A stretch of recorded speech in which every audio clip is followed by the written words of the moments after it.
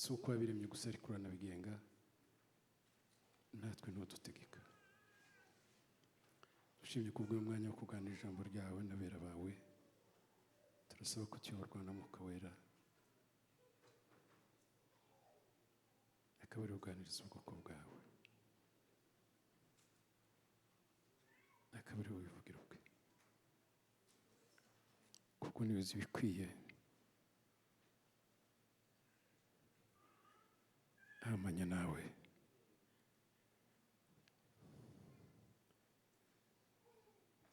Cyubahiro ni cyawe mu izina rya Yesu. Amen. Amen. Dufite iminota 30 turayikoresha kandi birakwiye. Reka tuganire ijambo ry'Imana.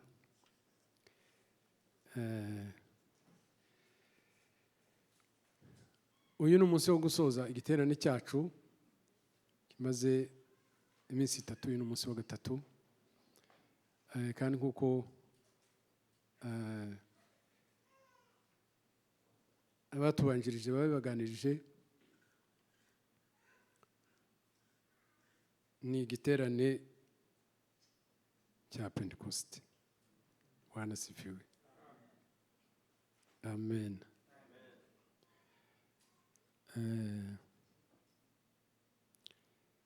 Mwuka Wera yaganirije Pastor Alexis, niwe aratuganiriza, twemezanye ko tuzagikorera hamwe, kandi Mwuka Wera arabidushoboza. Wanasifiwe. Ntabwo biba byoroshye kubera za gahunda n'ibindi, ariko Imana yarabitegetse. Amen. Imana ishimwe ko mwitabiriye iyo gahunda mwese. Imana ibahe umugisha. Abaririmbyi Imana ibahe umugisha. Imana ibahe umugisha. Amen. Ari abaramyi, ari abatambyi, ari abacuranzi, mwese Imana ibahe umugisha.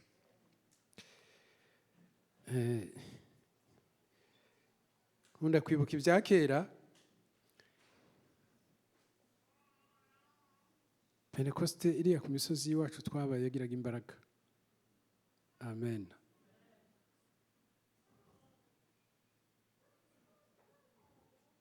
Amen. Mwuka Wera yaramanukaga kandi agakora ibikomeye.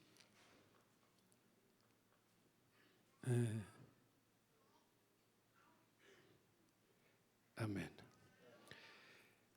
Reka tuganire ijambo ry'Imana tusanga mu butumwa bwa Yohana. Uri hafi wadusomera ubangutse. Ubutumwa bwa Yohana ni ibice 20 umurongo wa 19 kugeza ibice. Ubutumwa bwa Yohana ibice ni 20 umurongo wa 19 kugera kuri 23.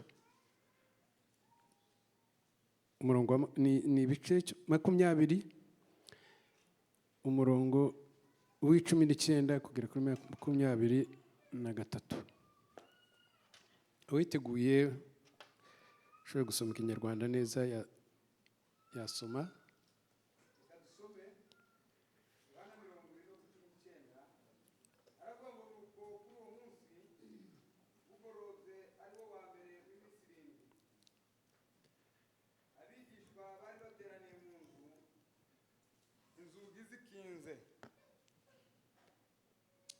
Kuko batinyaga Abayuda, Yesu araza arahagarara hagati yabo, arababwira ati, amahoro abe muri mwe. Amaze kuvuga atyo, abereka ibiganza bye n'urubavu rwe. Abigishwa babonye umwami baranezerwa. Yesu yongera kubabwira ati, amahoro abe muri mwe. Uko Data yantumye niko nanjye mbatumye. Amaze kuvuga atyo, abahumekeraho ati, nimwakire Umwuka Wera. Abo muzababarira ibyaha bose bazaba babibabariwe. Abo muzababarira bose, abo mutazababarira bose bazaba batabibabariwe. Amen. Amen. Reka nanjye nongere mpasome.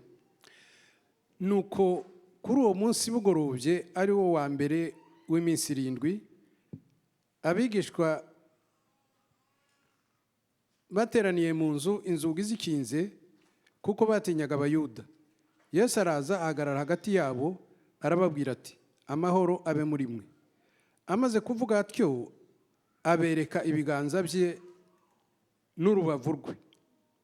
Abigishwa babonye umwami baranezerwa. Yesu yongera kubabwira ati amahoro abe muri mwe. Uko data yantumye niko nanjye mbatumye.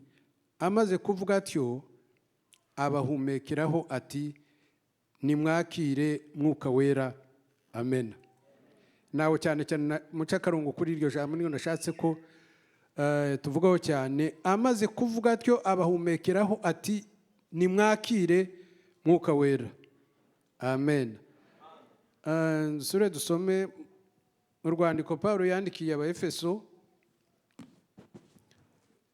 Nanone urakomeza nta kibazo. Urwandiko Paulo yandikiye Abaefeso igice cya mbere n'umurongo wa 13. Urwandiko Paulo yandikiye Abaefeso igice ni cya mbere y'umurongo wa 13. Reka dusome igice cya mbere Abaefeso no ku murongo wa 13.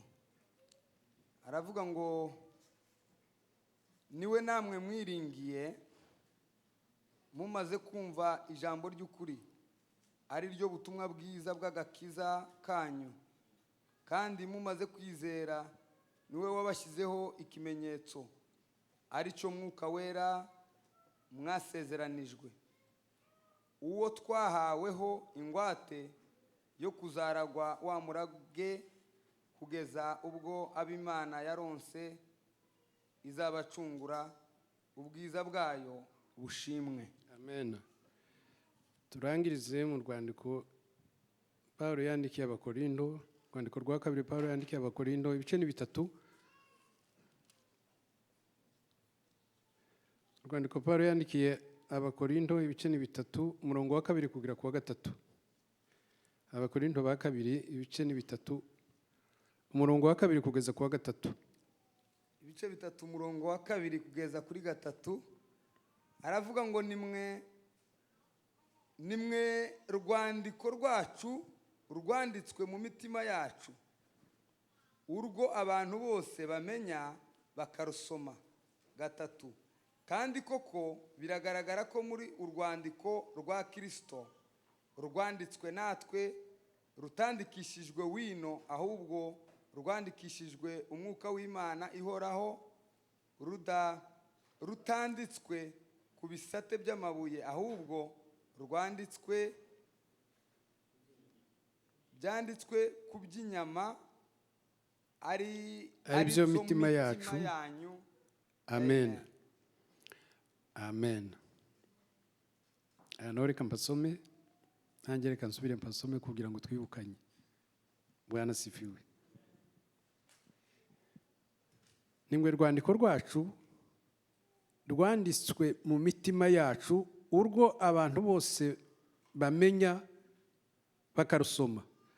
Kandi koko biragaragara ko muri urwandiko rwa Kristo rwanditswe natwe rutandikishijwe wino, ahubwo rwandikishijwe umwuka w'Imana ihoraho. Rutanditswe ku bisate by'amabuye, ahubwo rwanditswe ku by'inyama ari byo mitima yacu. Amen. Impamvu nasomye muri Yohana, ntabwo nsoma mu byakozwe n'intumwa. Hari mugenzi wanjye araza kwasoma, ariko ntekereza ko ababanje basomye, kuko niho havuga uyu munsi wa Pentekoste, aho intumwa zari ziteraniye n'abigishwa 120 bari bateraniye mu nzu, umwuka wera niho yabasanze. Ngewe nashatse ko aha muri Yohana twasomye, mu by'ukuri umunsi wa Pentekoste ntabwo ari wo munsi intumwa zakira umwuka wera. Yesu yawubahaye ku munsi wa mbere amaze kuzuka. Niyo hariya twasomye yabasanze aho bari bakingiranye, ababwira inshuro 2 ngo nibakira amahoro, arangije abahumekera umwuka wera, avuga ngo nimwakira umwuka wera.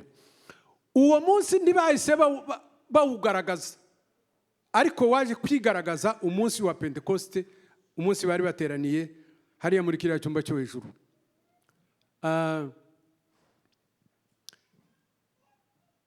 Uriya munsi niwo iryo jambo Yesu yababwiye ryasohoye mu buryo bugaragara.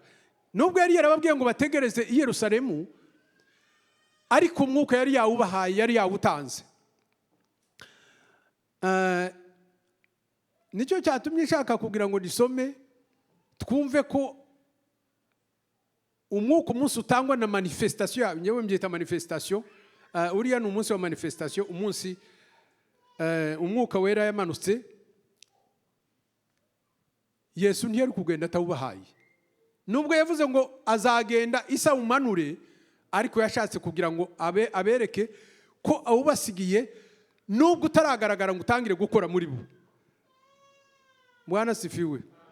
Aho simpatinda cyane, nashatse gutinda kuri aya magambo nasomye mu nzandiko za Pawulo. Dusomye rwa nyuma ruvuga ngo turi inzandiko, turi izandiko zanditse. Amen. Zivuga ngo zandikishijwe umwuka w'Imana ihoraho, rutanditswe ku bisate by'amabuye, ahubwo rwanditswe ku bisate by'inyama, ari byo mitima yacu. Amen. Hariya twasomye mu ba Efeso ku gice cya mbere avuga ngo niwe namwe mwiringiye mumaze kumva ijambo ry'ukuri, ari ryo butumwa bwiza bw'agakiza kanyu, kandi mumaze kwizera niwe wabashyizeho ikimenyetso, ari cyo mwuka wera mwasezeranyijwe, uwo twahawe ingwate no kuzaragwa wa murage kugeza ubwo ab'Imana yaronse izabacungura. Amen.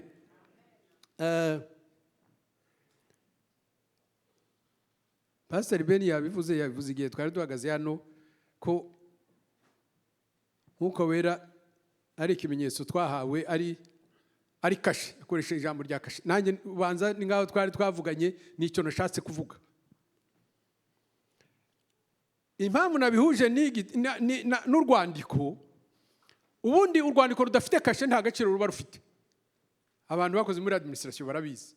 Urwandiko si bo bonyine. Urwandiko rudafite agaciro, urwandiko rudafite kashe nta gaciro ruba rufite. Kugira ngo urwandiko rugira agaciro, ruba rufite icyo bita authenticity. Nuko ruba rwashyizweho muhuri. Igiswahili kiza kivuga neza, ruba rwashyizweho muhuri, ruba rwashyizweho ikashe. Iyo rwagiye ikashe, ruba rubaye authentique, ruba rubaye urw'ukuri. N'urutwaye akagenda yizeye ko afite urwandiko rw'ukuri, badashobora kuruhinyuza. Hano mu ba Efeso haravuga amagambo 3. Ijambo rya mbere nuko twabwirijwa agakiza. Bwana sifiwe. Tumaze kukumva turizera. Tumaze kwizera dushyirwaho icyo kimenyetso, iryo kashe. Duhinduka, Bibiliya ijambo ry'Imana rivuga ngo duhinduka abana b'Imana bwite. Amen. Duhinduka abana b'Imana bwite. Tunahabwa n'umurage wo kuzabona ibyo twasezeranyijwe. Umwana bwite ni uragwa. Umwana w'ikibyarwa ntazaragwa, ariko umwana bwite ni uragwa amasezerano ya se na nyina. Ubu ngubu na nyina sigaraga amasezerano y'ababyeyi. Twumvise ijambo ry'Imana, twakira Yesu nk'umwami n'umucunguzi wacu, n'umukiza n'umucunguzi wacu. Tumaze kumwakira dukomeza urugendo, turabatizwa. Tumaze kubatizwa dukomeza urugendo, dushyirwaho kashe. Bwana sifiwe. Tumaze gushyirwaho ikashe, tuba turuzuye, twakira ubumana. Tuba twakiriye ubumana, bwuzuye muri twebwe, duhinduka abana b'Imana bwite, tutabuzeho na gato. Bwana sifiwe. Tumaze kuzura kuhinduka abana b'Imana, twashikirijwe impano ziriya dusoma mu rwandiko rw'Abagalatiya kuri 5.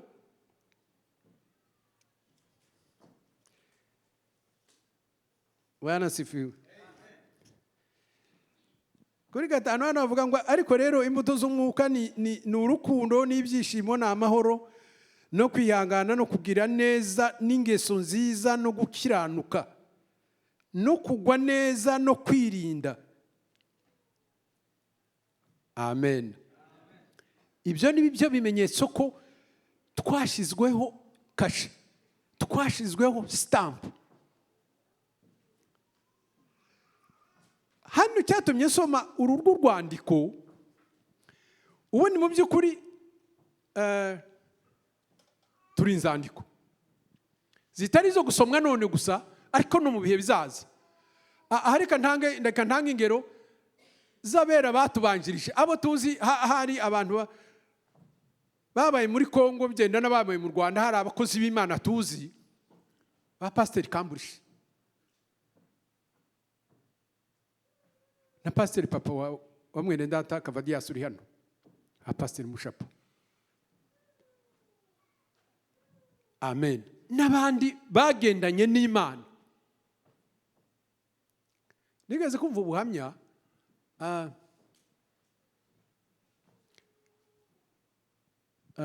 bwa Pasiteri Ntagora, ngo yagiye gusenga, yaje gusenga mu ishyamba mu kibira, ngo ashika arimo asenga, inka ngo ziraza zirisha ibitoki. Ibitoki ni imigani ikiri mito, abatazirwa ijambo ry'ibitoki. Inka iraza yigenda irisha ibitoki ngo ije kumugeraho irabira, ngo yabire yumva igisubizo cy'Imana mu kibazo yari ko asengera, arahaguruka arataha mu ijwi ry'inka yabiye. Bwana sifiwe. Bariya ni inzandiko zanditswe, zitanditswe ku bisate by'amabuye, kabiri Imana yandikishije amategeko ya Mose, byanditswe mu bugingo bwabo, batubereye inzandiko dusoma, kandi barashyizweho uwo muhuri wa Mwuka Wera. Inzandiko twashobora kuvuga ko ni n'ibitabo. Ibitabo turabizi, nubwo abantu basaza bagapfa, ariko ibitabo ntibiza bisaza. Iyo tuvuze ibitabo tuba tuvuze inzandiko. Iyo tuvuze ngo urwandiko rwa Pawulo ni igitabo Pawulo yandikiye Abaefeso cyangwa Abagalatiya n'Abaroma n'abandi. Igitabo, umuntu iyo yanditse igitabo arasaza, igitabo kigasigara. Ubu ngubu bisigaye bere byiza, gisigaye gisigara noneho kuri biblioteki ya online, ushatse wese akagisomera ashatse wese. Igitabo ntabwo gisaza. Gishobora gusaza cyangwa kikava ku isoko, byenda ugishatse ntakibone, ariko abagisigaranye nka ba nyiracyo, abantu bashobora kugisaba bakongera bakagisohora. Ntabwo gisaza. Ntegereza ijambo, nategereje igitabo. Ni ukuvuga ngo kudasaza si uko impapuro, oya, ni ibikirimo. Natekereje igitabo cy'umuntu wanditse witwa Karl Marx, yanditse igitabo mu Gifaransa bita ngo Le Capital. N'ubu ngubu asobanura kapitalisme, ukuntu abakozi baba exploit, yerekana ukuntu abantu bakize bafite amafaranga bakoresha abakozi, kandi bakaba exploit. Sinzi uko navuga, hariya ni ijambo twakoresha, barabanyunyuza ku nyungu zabo.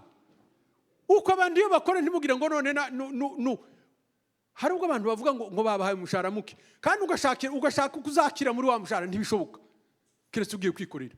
Naho niba ufite umuntu uguhemba, ntuzakizwa n'aka gashahara, kagufasha kwijura utudeni duke, ariko ntikazagukiza.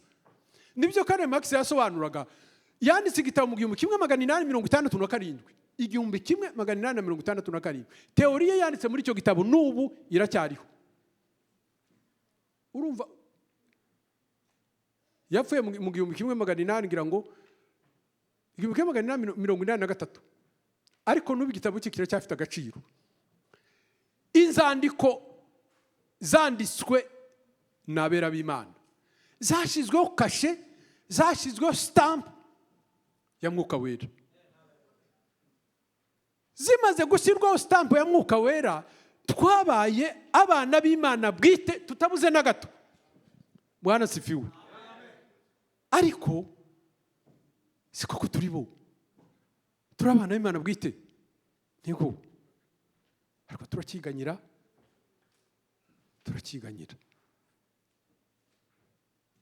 Umwana w'Imana bwite yakwiganyira koko? Yavuga ngo hari icyo abuze? Umwana w'Imana bwite ntabwo yakwiganyira kandi ntacyo yabura. Hariya muri Zaburi ya 24 haravuga ngo isi yose n'ibiyirimo n'abayirimo ni iby'Imana. Isi yose n'ibiyirimo n'abo yaremye ni iby'Imana.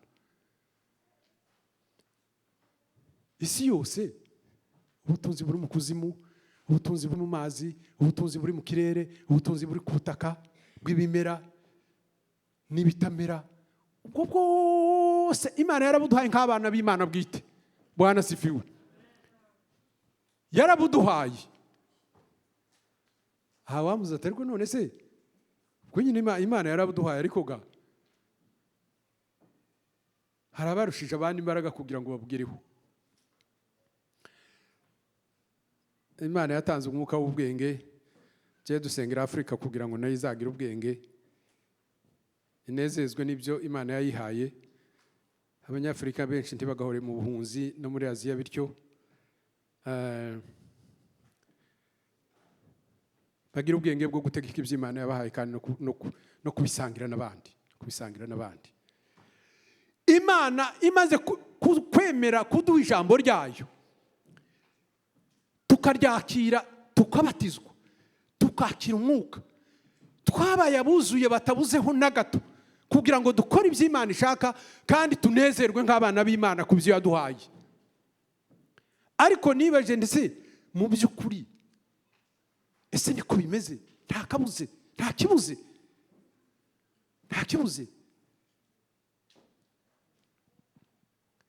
Tujya mu kazi tugataha tunaniwe, tuganya, turushye. Yego tugomba gukora tukaruha nibyo. Ariko abana b'Imana bwite dusabye Imana iduha icyo tuyisabye. Mbuze gutyo barwambwira ati ariko se bite byawe? Twasabye Imana kuza muri Amerika, twaraje. Hari ikindi? Yego. Ariko hari n'ibindi byinshi. Imana ifite byinshi mu biganza byayo kugira ngo ibiduhe. Imana idutegeye amaboko kugira ngo tuze tuyisange bya bindi byose biri mu isi ibiduhe. Ariko cyane uko ni ukuri ibiduhe. Tuba abakire b'abaherwe. Ni ukuri tuba abakire b'abaherwe. Ushatse akire, ushatse abo umunyabwenge yandika ibitabo, ushaka abo umukire umutegetsi ukomeye, Imana yaduhaye byose turabikoresha. Iha abanyabwenge bagategeka, iha abandi bakandika ibitabo, iha abandi bakagira za kampani n'amafaranga menshi, iha abandi bakaba bavuga butumwa, iha abandi bakagira impano zo gukiza abarwayi. Bwana sifiwe. Ibyo byose Imana irabidufitiye. None ndashaka ngo wowe nanjye buri muntu wese afungure mailbox ye. Nishaka ibe muri ya telefone cyangwa hariya muri kariya kabwate bazamuhera, ajye kureba niba Mwuka Wera yahageze kugira ngo atere urwandiko ku ikashe ye. Atereho kashe ku rwandiko rwe. Bwana sifiwe. Sinzi niba munyumvise. Mwuka Wera aragendagenda kugira ngo yongere arebe ko inzandiko zacu niba ziriho amakashe neza neza. Bwana sifiwe. Aragendagenda, nicyo twaje gukora kugira ngo tube twaje hano, ni ukugira ngo Mwuka Wera noneho niba dushobora kuba umuntu ashobora kwakira Yesu akabatizwa ariko ntagere neza neza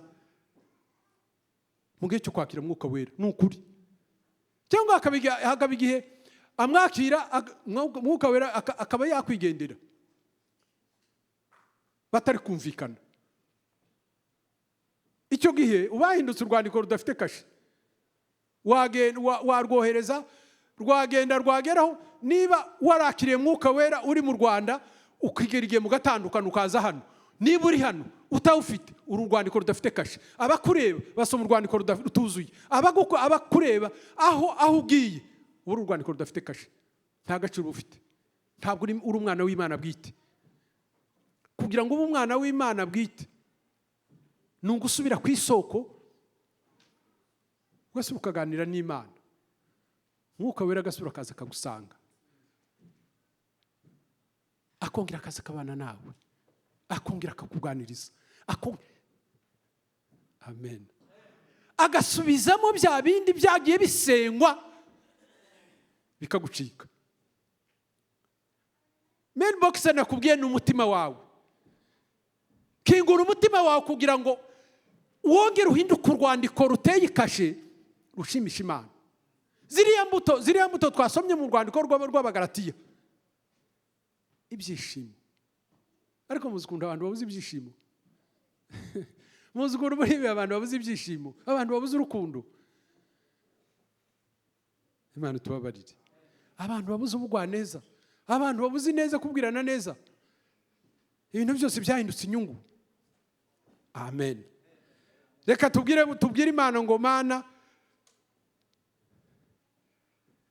ongera duhe Mwuka Wera kugira ngo adushireho stamp kugira ngo inzandiko zuzuye. Abazajya batureba basoma inzandiko z'ukuri nk'aba bagabo babanjirije. Uyu munsi mu gitondo natekereje, ese bamwe ne data dusengana mutume Pastor Ntegere Joel inizere yitwaga Muzuzi. Twaraturanye kubwegera. Abandi bakubwegera barahunze yanga guhunga ngo ntiyasiga intama. Yapfanye na Pastor Bugunzu na Pastor Semutobo baguye, abasirikare ba Mobutu babiciye mu Rubirizi hariya muri Plaine, kubera ko yanze gusiga intama. Nimutekereze, abandi bari kubwegera barahunze kuko hariya kubwegera hegeranye no mukamanyura bagahita bambuka mu Bugarama mu Rwanda. Yaranze ngo ntiyasiga itorero, ntiyasiga intama, arabizira. Abera b'Imana nizo nzandiko, nizo dufite n'ubu dusoma. Natwe turashaka kugera ikirenge mu cyabo. Pawulo n'urwandiko niwe warudusigiye, n'urwandiko dusoma ni wenyine ubwe, uretse n'ibyo yanditse gusa, niwe n'urwandiko yadusigiye. Urugero, urwandiko tuvuga si ukuvuga gusa ngo nibyo yavuze cyangwa yanditse, ni urugendo rwe. Bwana sifiwe. Muzibakambushe urugendo rwabo, batubereye urugero, batubereye urugero. Yesu ashimwe. Dusaba Imana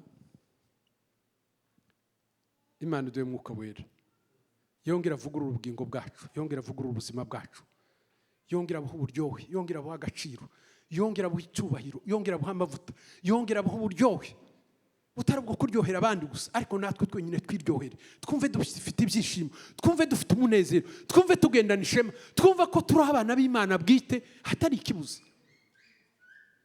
Umwana w'Imana bwite icyo asabye aragihabwa. Ntibinasaba kwiyiriza, oya, ntibisaba kurara usirimba kugira ngo Imana icyo yakugeneye. Niba uri umwana wawe bwite uravuga uti Imana, icyo ngusabye kiri mu bushake bwawe kibi, Imana irabikora kuko Yesu yabigenzaga. Imana ikomeze ibane natwe. Pastor asiga umwanya ungana gute? Wakwiye? Reka dusenge dusoza. Data wirugira neza, urakwiye. Duhe ibidukwiye Mwami, duhe Mwuka Wera kugira ngo atuyobore, adushyiraho kashe, ahindure identite yacu kugira ngo identite ikwiye, kugira ngo tube abana b'Imana bwite bagendana ubumana muri twebwe, bagendana agakiza muri twebwe, bagendana iyo kashe igaragarira abandi. Icyubahiro ni icyawe no kugira nuza no kwawe mu izina rya Yesu Kristo, amen.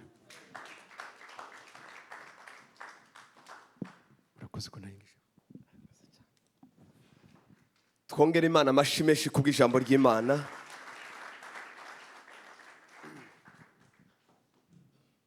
Haleluya.